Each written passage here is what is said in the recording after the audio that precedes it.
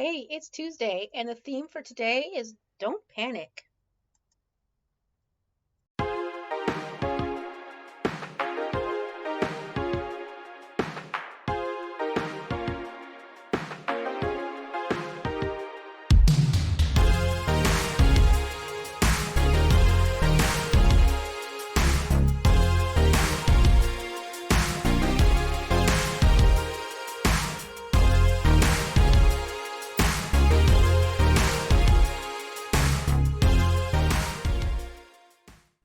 Hey everyone, first and foremost, happy Tuesday, and go you. You're doing great. You're killing it. I am smashing my coffee mug against my table. That's what that little banging sound is. Oops, my bad. So, I said don't panic because, oh my goodness.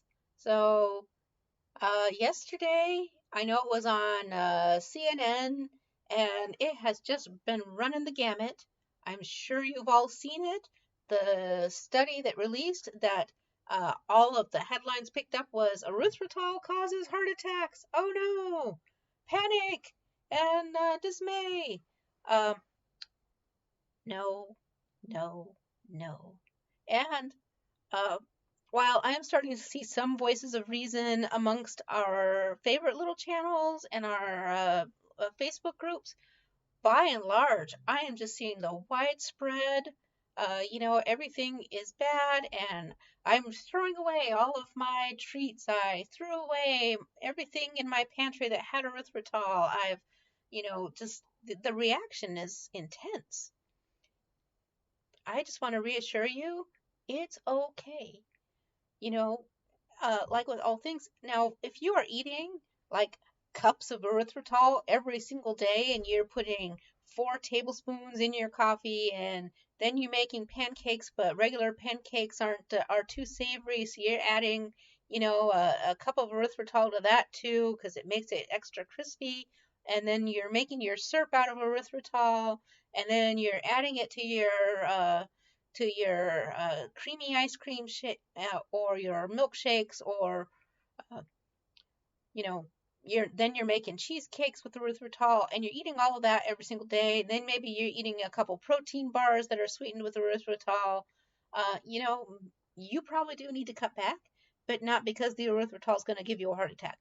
um, and replace it with different things. And I don't mean sweeteners, I mean learn to uh, get by with some moderation on that. And that's not a food shame because I get it and I needed that kind of help at the beginning. But there's a difference between uncontrolled and excess and learning how to substitute and do well with your health and still keep your quality of life. So, that said, the best breakdown of what I read without me thankfully having to type it all out and get into it in the crazy most detail, which never seems to really be helpful, and basically for everybody to go psh, and then go back to the headline and say like, but look. So, Simply Keto with Christy Sullivan, which is different from our friends Simply Keto, but regardless, she did a huge breakdown and it was brilliant. Absolutely brilliant. She killed it.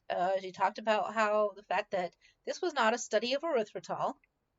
There was no control talking about what foods were eaten or ingested with the erythritol, or if the erythritol they were measuring was even from ingesting erythritol.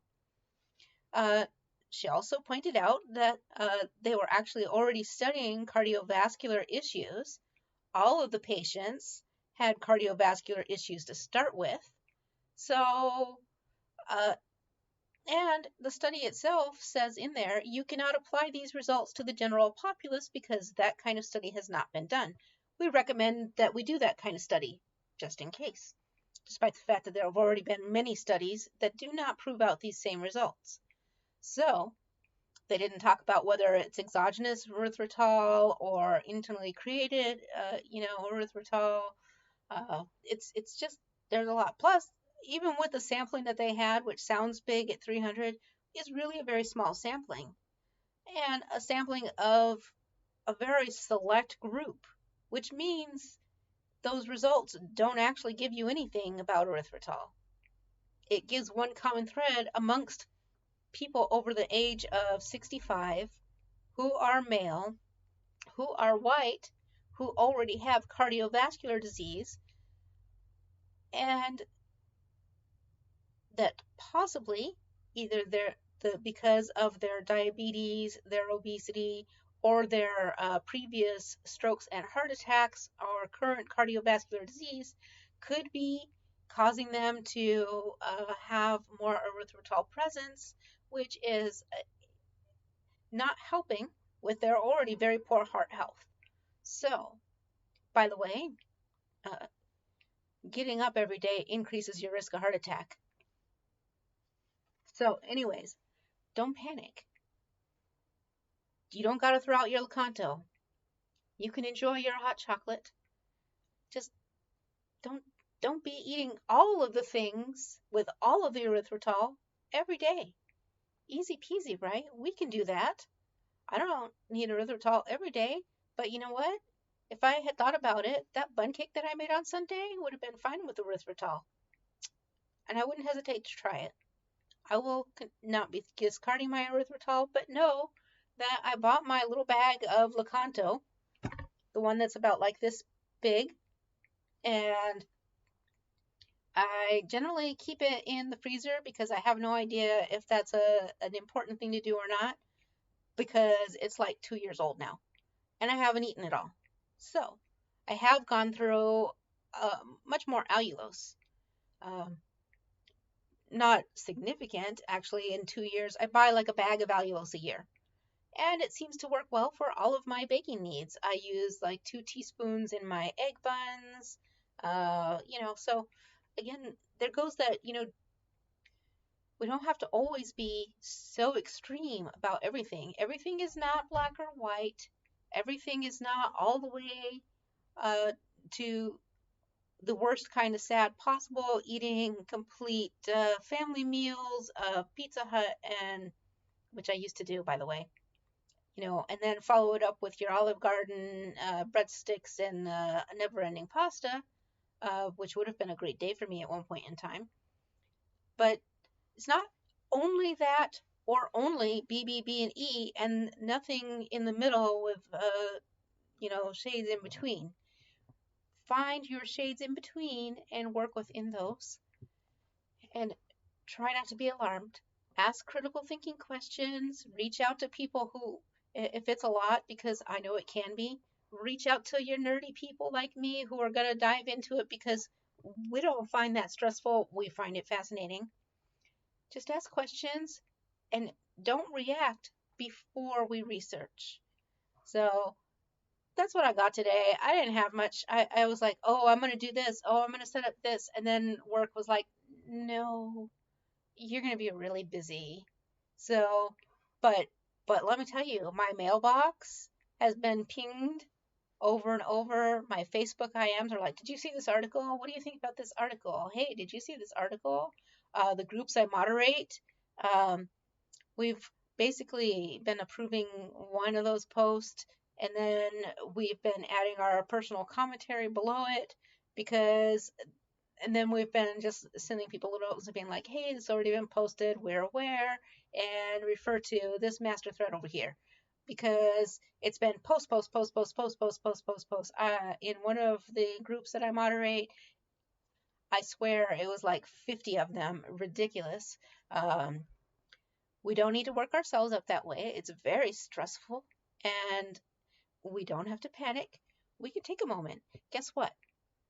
Even if that study was a study of exogenous erythritol and determined that it did increase our risk of heart attack, we cannot panic like this. It's unhealthy for us mentally. We know what to do, just like we've done with SAD. Guess what? We would just be like, okay, let's start working it out. Let's start making changes in what we ingest. Let's get rid of a few things. You don't have to clear the whole pantry. Work it out. And then take the next steps to start working towards improvements or change. That's what we can do. And so let's all love each other and support each other and keep doing that. That's my vote. So, anyways, I'm not scared of the erythritol. It's not going to hurt my heart. And even if it did, well, uh, too late now. But do I think that they should do more research? Sure, I'm always in favor of more research. But I think they have to do it the right way before there are conclusions drawn. So I look forward to it. There's already been an awful lot of studies that didn't prove any of this out, so it's good. Take a deep breath. Enjoy your pancakes with your erythritol, but cut it from that 1 cup down to a quarter cup. It'll be fine. So I'm being sassy and a pain in the ass. I know it. I'm sorry. I shouldn't say that about people's food choices because we know what are best for ourselves. So I would think that if you ate a couple pancakes with a cup of erythritol, your stomach would probably hurt and they probably wouldn't taste very good. So that's actually the real reason. So I will see you guys soon. I want you to know that it is going to be glorious again tomorrow in Ohio. It went back cold for a couple days. I cannot wait to get outside on my bike, and I cannot wait to share with you guys what I am getting. It might not be actually in the store yet this weekend, but this weekend I am going to finish paying for my new bike, and then I'm hoping that we can get it over the weekend and I can get it home and I will take pictures. I will learn how to go live from my cell phone if I can to show you my new bike. I'm so excited for it. Don't get me wrong, my Amanda, my purple baby, is still my bestie. It's very light, it's very fast, it is wonderful, but I've noticed that what I really would like to do is occasionally be able to join some of my friends who ride off in the gravel or go in the dirt a little bit or, you know, have a slightly more adventurous bike packing adventure. And I can't do that on my Amanda. And my old bike is such an old beastie steel mommy bike. It can I cannot make it up the hills the proper way. It kills me. It makes me feel like I'm dying and I don't enjoy riding it anymore. So it was time. And I got my lovely work bonus and I decided that this was where I was going to invest it. Invest it in my health, invest it in my quality of life, invest it in my pleasure. And so I'm getting me a new bike. And I cannot wait to share it with you guys. So that's everything. You guys are amazing. Thank you every day for showing up. Thank you for sharing your lives with me. Thank you for giving me your time. And I will talk to you soon. Bye bye.